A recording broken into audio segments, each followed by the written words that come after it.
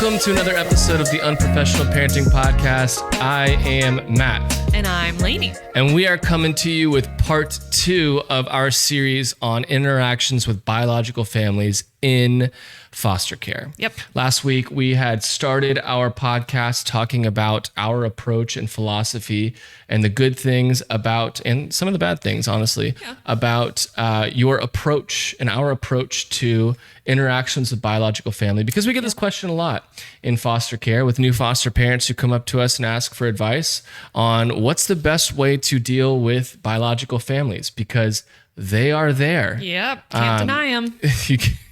You can't deny them. You're correct. They are there. And so we're trying to change our way of thought, change the way that we think about biological families, because a lot of times we go in to foster care thinking biological families are the enemy. Yeah. Like enemy number one in the process.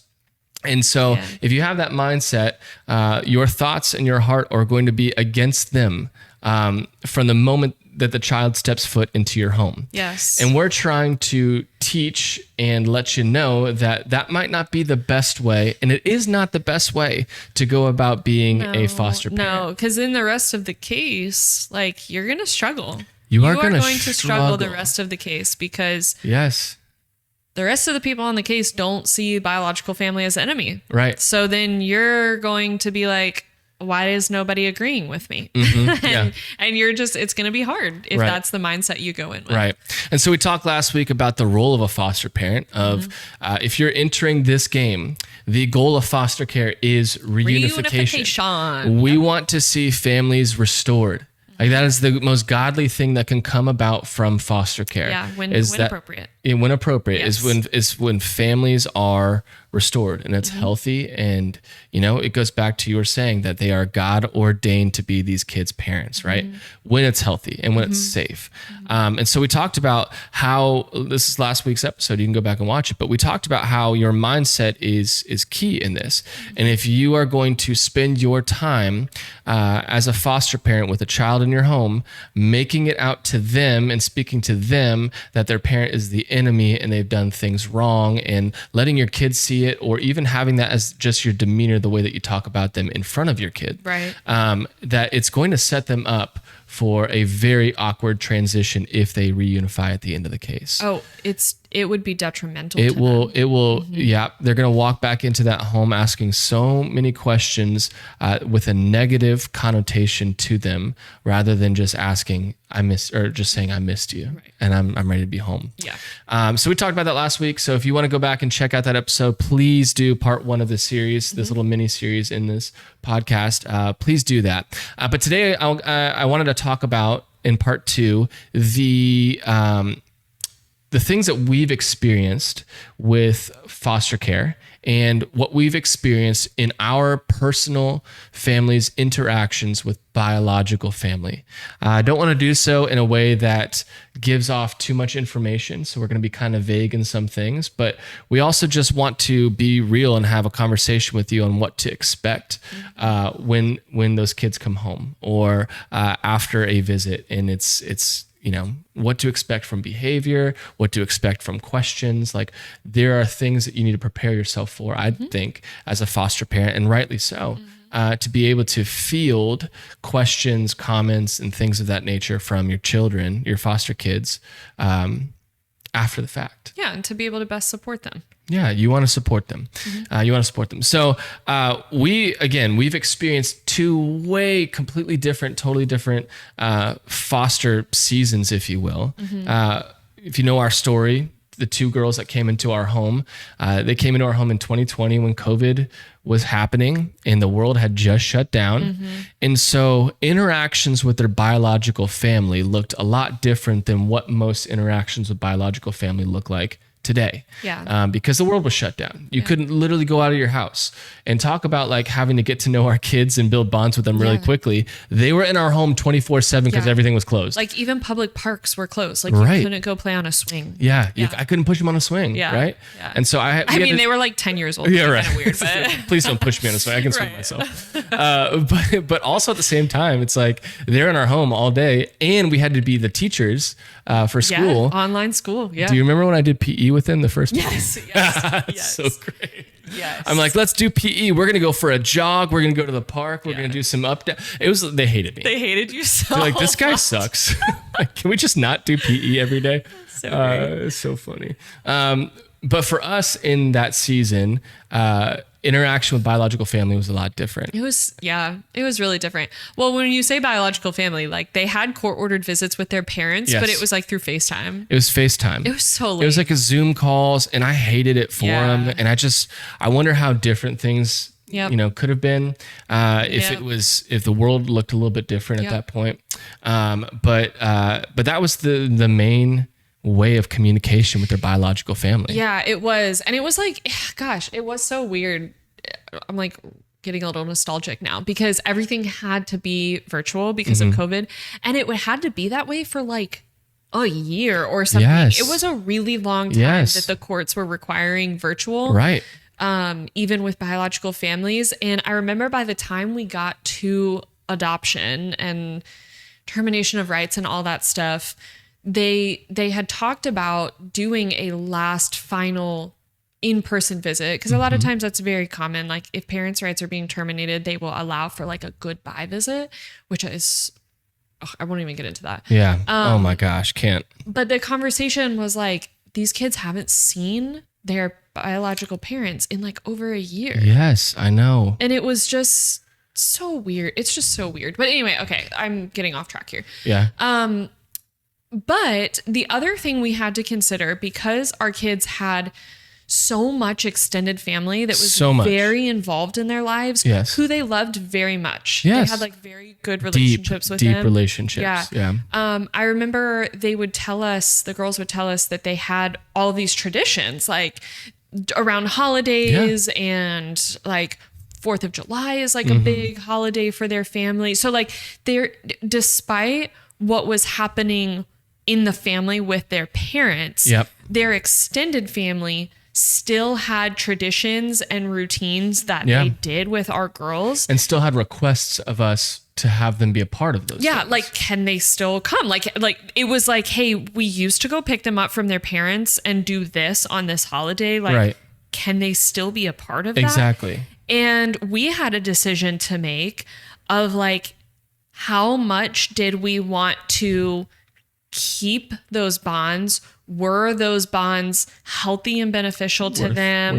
Worth it, like, did we want to stop those traditions? And like, it was a lot of us weighing out, like what to do. Yeah. Because we also didn't know these people. Well, no. Like, and so, and that, I think it's part of the process. We'll get to like us getting to know them and the trust and things like that. Yeah. But you're also, you talk about going to a beach for 4th of July and you're like, okay, is this safe?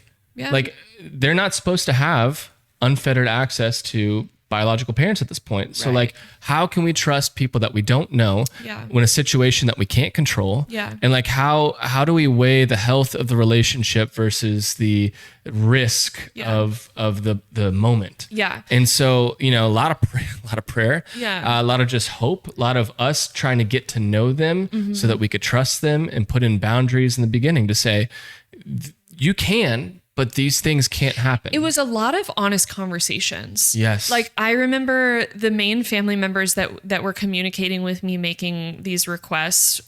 It was a lot of honest conversations, like very point blank, but very graciously, we would say, this is my expectation of what happens with these children when they're with you. Yes. Like my expectation, remember that they don't need to hear about all the bad things that their parents have ever done. Right. Remember that like it's not healthy if you speak poorly of us as foster parents. Exactly. Remember that they cannot see their biological parents per court orders without pre-planning. No matter how badly they want to see it. Right. Like there were these very honest conversations. And then we like asked them, like, I need to know that you understand this. Yeah. Can you follow this? That you are protecting these children as much as we want to protect these children. Yep.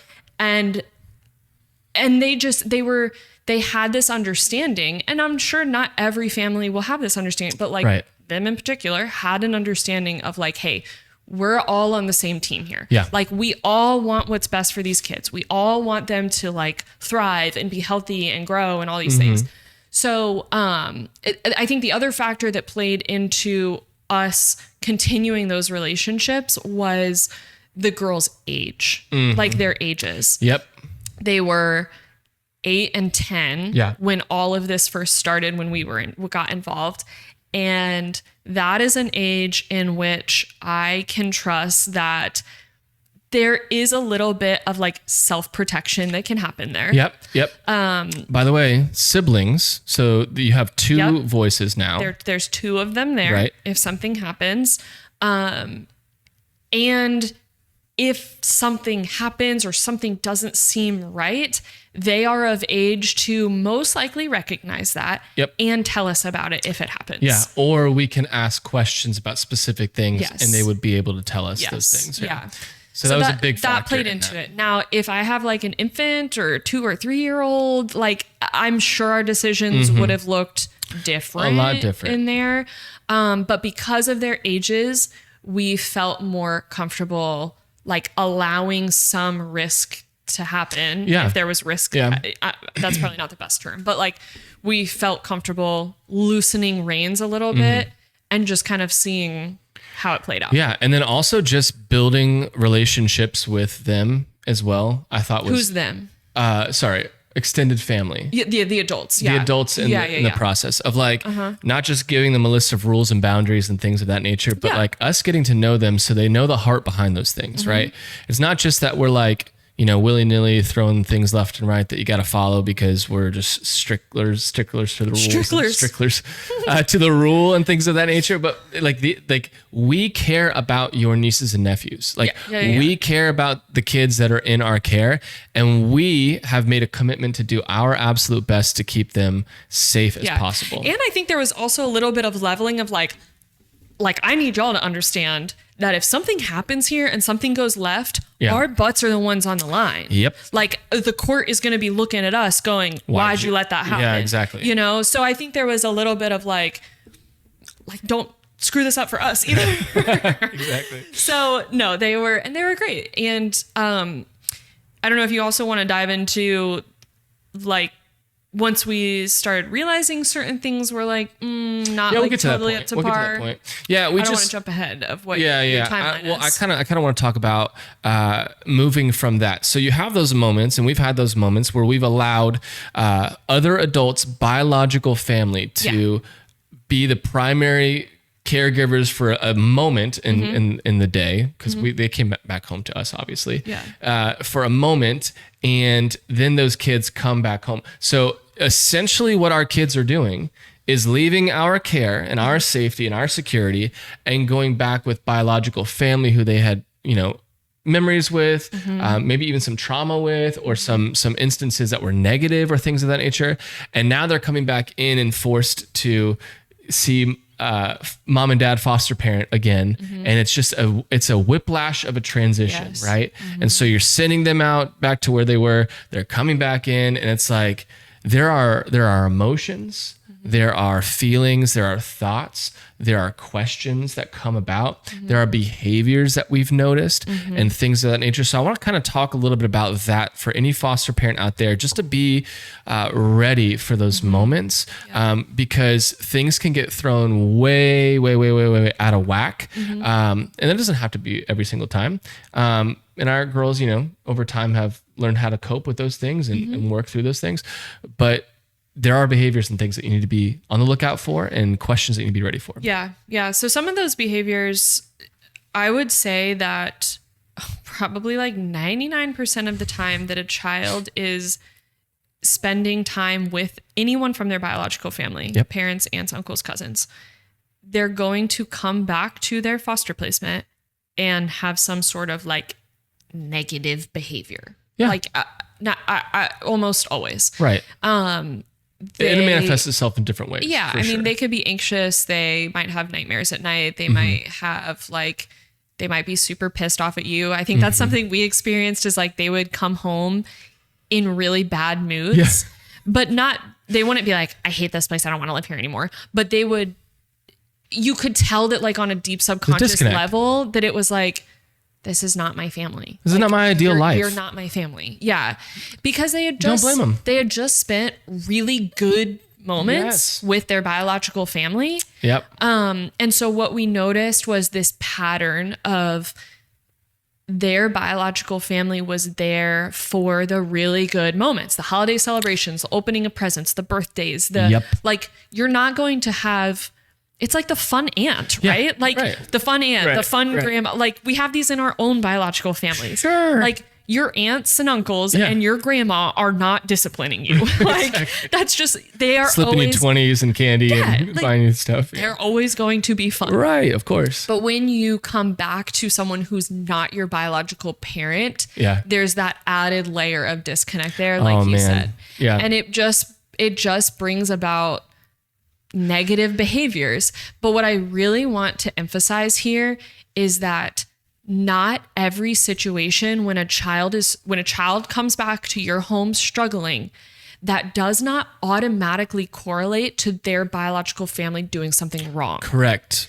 Like it doesn't mean or even their personal feelings towards you as a human being, I don't think. You mean the kids' personal feelings? Their personal feelings towards you. Right. Yeah. It's just a confusing situation. It's so confusing. Yeah. It's so like put yourself in their position. Yeah. Like that would be so strange. And like you said, it's the good times as well. And then they come back to the order of, hey, I need you to do your dishes. Hey, I need you to fold your laundry and clean your room. It's like, come on. Like, no, I don't want to do that. Right. And you're like, hey, listen, child, I just let you go spend X amount of time doing your thing. And now you're back home. It's like with any biological kid, but like it's taken to like, it's exacerbated in foster care times 1,000 because like there's that confusion of like bonds and family. Well, I love my foster parents, but I also love my biological family. So like, how does that make sense? And how do I reconcile that in my mind? It's like just this weird state, this weird thing. And so that's why it's so important, like the co-parenting and co-family, if you will. I'd even expand it to not just co-parenting, but co-family if it's healthy. That's something that's so worth it. It's so worth it. If your child sees that you are working together with your biological family, it says something and triggers something in their mind that this could work. This could work. It could be okay. Well, and something that's just so cool about one of their biological aunts in particular, we just have a really good relationship with her. And which, like we've been saying, is important, like building relationships. Yes. And we have been able to support each other and communicate really openly with each other about like where our kids are struggling or where they might need extra help and support. And she has become a reinforcement of us as parents. Yes. And like an extension of our parental arm. Yeah. And she even reinforces language when she's with them of like, you guys are in a really great place. Like Matt and Lainey love you, like all these things. So that's been a really nice dynamic that I think has come about because we've invested in the relationship there. Yeah. And I also remember one of our daughters would often come home from these visits and experiences and kind of reminisce on the good old days is what she called it. Yes. I was like her little tagline, like, man, the good old days. And she would tell really positive memories and really positive stories from her childhood. And I had to do a lot of heart work on that because my first gut reaction is like, those were not good days. Like, what are you talking about? You did not have good days. Right. But the truth is, the human brain wants to protect and preserve itself. Right. And that was her way of protecting herself from the trauma she had experienced. Yeah. And there is going to be fantasizing that happens most likely. And that was her wanting to just relive good memories, because in every bad situation, there's going to be good memories. Like they have good memories with their family. For sure. And so that was something that we had to help her work through, was like, hey, just remember that like, those are really, really beautiful things, but that doesn't mean that like today is bad. Right. Like just because you had good memories in the past doesn't mean that what's happening right now is bad and you should go back to those things. Right. Like, so it was a lot of helping her heal through those moments, but that's something else you might see is children fantasizing about the biological family that they wished that they had, or taking those good moments and making it seem like the whole picture. And that's just a really normal way a child protects itself. Right. And so our relationship with our girls that were in foster care soon changed after that. We were no longer foster parents, but it came to a point in their case where, you know, they were in the adoption pool, if you will. Yeah. Oh my gosh. What a terrible way of saying that. It's weird. An adoption They were pool? free agents. I'm just kidding. Oh my I'm just gosh. kidding. This isn't football. These I are know. kids. I'm just kidding. But it came to the point where, you know, we were asked the question, like, do you want to adopt these kids? Yeah. Because if you don't, somebody will. Yeah. Because that's where the case headed and it was heading. And so our relationship changed. And so we, of course, said yes. We're like, we already have the structure in place. We already have the relationships of biological family. We already have relationships with them. Like we love them so dearly. And how could we say no? That was the whole thing. How could we ever say no? How could we ever put them in a different home? Right. We don't want them to start from scratch, all this other stuff. So there's so many things going into our yes, but our yes was always a yes from the moment they stepped into our home, if it came to that. But that's not what we were planning for. And so our relationship changed, and then we wanted to spend a little bit of time with the girls just as a nuclear family for a little bit, right? Yeah. There was a decision that we made to kind of step back a little bit from interactions with most biological family, so that we could enter a new season of life with our girls, as our daughters, and kind of bond a little bit, strengthen that bond a little bit, without having influence of the good old days or the past or things of that nature. So we did that. We kind of isolated ourselves for a little bit from that, and tried to explain that to some of the biological family. And it was weird.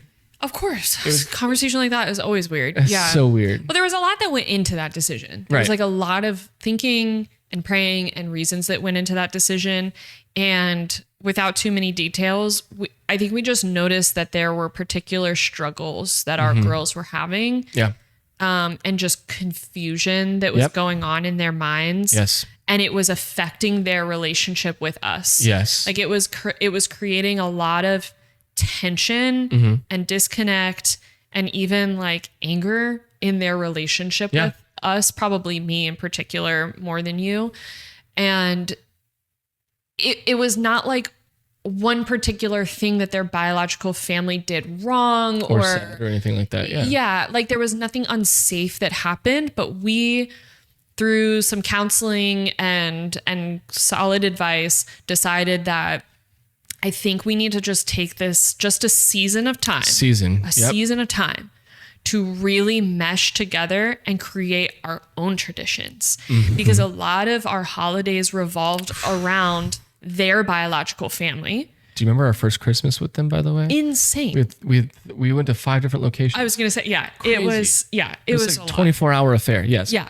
So we needed to create our own family traditions, and we needed them at that point because we were now their parents. Like, we're family. We are family. Like, they are ours forever. We are stepping out of foster care where everything is temporary. Yes. And we're just foster parents, and you have birth parents over here.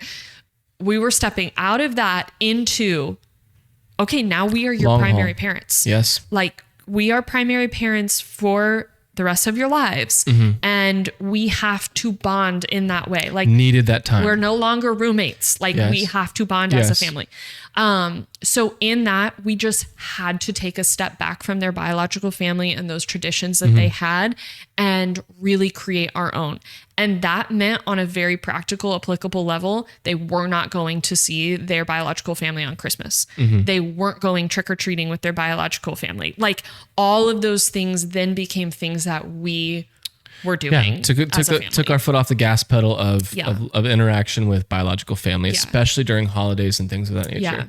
And for the most part, I would say it was a success for us. I think it was such a good move and a good call. By a hard call, very, very hard call. And also a super weird conversation to have with biological family. Oh my gosh, it's so weird. I don't want to hurt your feelings. Like, I don't want you to be mad at me. I don't want to like act like I'm taking your children. If we're going to be at our healthiest with our new daughters now, like, we've got to be able to do this. Like, we got to be able to set up our own family like this. And so, it's a hard call, it's a weird call, strange, weird season. I know, there's a couple people that we still stayed in touch with pretty regularly. Yeah, it wasn't. So I think it's important to say, like, it wasn't cold turkey. No, we weren't like, okay, suddenly your entire lives are going to change and you're never speaking to your family ever again. Right. It was not cold turkey. It was just like a pullback. Yeah. Like, let's just pull back a little bit.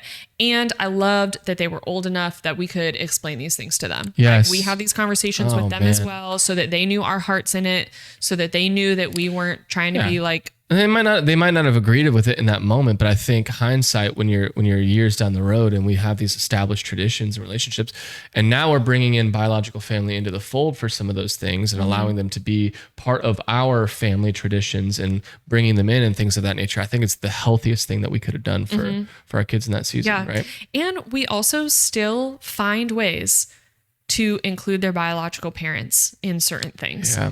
Like, there is not direct contact right now between our kids and their biological parents, but like every now and then we find ways, like birthdays, Christmas, Mother's Day, like we find ways to make some sort of indirect connection. So that mom and dad still feel like and know that their children are being taken care of, and that our girls know mom and dad are still there. They haven't forgotten about me. I'm not abandoned. Like, all these things. It's just like, if that is possible in a situation, I just so encourage that it be done. Absolutely. Absolutely.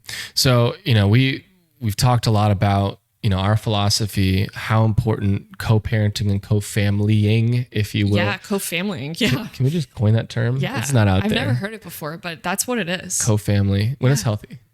It's like the whole subset. Like, when it's healthy, when it's healthy. There's a caveat to everything we're saying. Right. And I just know that there's going to be people listening going, well, I can't do that. Yeah. That's not and possible. we get it. We get it. Of course. Each case is unique and different. And like, we haven't even talked about our son's case, and that's completely different. We don't need to. It was a completely different experience across the board with visits and with letdowns, with things of that nature. Just like, there's so much that we could talk about on the opposite end of this. And we understand that and we know that, but we want to encourage you, when you can do it, that this is so healthy and it's so great to see. Yeah. I think it just, the baseline goes back to your heart posture and your mindset of, where can I make this work? Where can I make it work? Am I an examination of, am I willing to make this work? Yes. Because if you're willing to do so, there will be opportunities. And we pray for you guys to just have courage and understanding and love and grace in those moments and those opportunities come around. Yeah. Because that's what we got to have. Yeah. We got to have. Because there's a lot of failure out there. There's a lot of brokenness out there. And, being a foster parent, you are in the midst of it all the time. Yep. All the time. Well, man, what a great way to end part 2 of this little mini series that we've been doing on interactions with biological family. We are so thankful that you tuned in. And here's the deal. If y'all have any questions about any of these things that we've talked about, or steps or tricks or tips or things of that nature that you just want to reach out on, or even just ways that we can be praying for you. We do our best to get back to every message that's incoming on our social media platforms. You can write a comment on our YouTube videos, and this video in particular. We would ask that you like and subscribe to our stuff, and we're thankful that you joined us for another episode of the Unprofessional Parenting Podcast. This has been Matt and Lainey, and we'll see you next time.